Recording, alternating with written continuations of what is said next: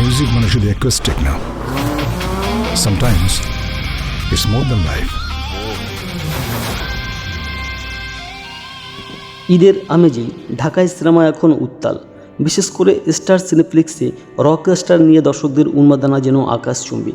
Show সংখ্যা 28 থেকে বেড়ে 1 লাফে 36। কিন্তু সিনেমার গল্পের চেয়েও এখন আলোচনার কেন্দ্রে সাকিবের বিপরীতের অভিনয় করা তানজিয়া মিথিলার একটি মন্তব্য। কী সেই মন্তব্য, কেন তিনি বলছেন চাপ বাড়ছে, চলুন জেনে নিই। তবে বিস্তারিত জানার আগে আপনি যদি আমাদের চ্যানেলে নতুন হয়ে থাকেন তাহলে এক্ষুনি আমাদের চ্যানেলটি সাবস্ক্রাইব করে বেল বাটনটি অন করে রাখুন, যাতে বিনোদন জগতের সর্বশেষ খবর, তারকাদের অজানা গল্প এবং নিত্য নতুন সব আপডেট সবার আগে পৌঁছে যায় আপনার কাছে।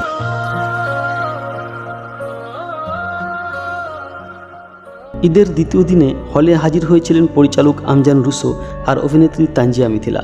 সাকিব খানের সাথে বড় বাজেটের এই সিনেমায় কাজ করার পর মিথিলার কাঁধে এখন দায়িত্বের চেয়েও বড় লক্ষ্য নিজেকে সেরা অভিনেত্রী হিসেবে গড়ে তোলা। মিথিলা স্পষ্টই জানালেন, এই সাফল্যের পর তার উপর পারফরমেন্সের প্রেশার এখন অনেক বেশি।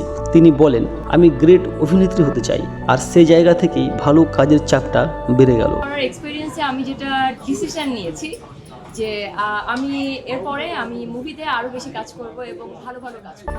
আসলে রকস্টার শুধু একটি সিনেমা নয়, বরং বাংলা ইন্ডাস্ট্রিতে মিউজিক্যাল ঘরানার একটি নতুন দিগন্ত। একজন সঙ্গীত শিল্পীর উত্থান ও পতনের বাস্তব গল্প নিয়ে তৈরি এই সিনেমাটি দর্শকদের একদম নতুন স্বাদ দিচ্ছে। ছবিতে সাকিব খান ধরা দিয়েছেন একদম রকস্টারের লুকে। সঙ্গীতের সাথে আমজান রুসোর নিজের জীবনের বাস্তব অভিজ্ঞতার মিশেল আছে এই গল্পে। শুধু সাকিব নয়, সাবিলা নূর আর তানজিয়া মিথিলার অভিনয়ও নজর কাড়ছে দর্শকদের। আহমেদ হাসান সানির সুর ও গানের সিনেমাটির মিউজিক ইতিমধ্যেই আলোচনার শীর্ষে।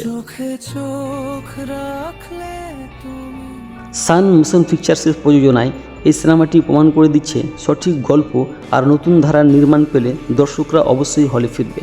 সো বন্ধুরা, আপনারা কি রকস্টার দেখেছেন? সাকিব খান আর মিথিলার রসায়ন কেমন লেগেছে? ঝটপট একটি কমেন্ট করে জানিয়ে দিন। দেখা হচ্ছে আবার পরের ভিডিওতে। ততক্ষণ পর্যন্ত ভালো থাকুন।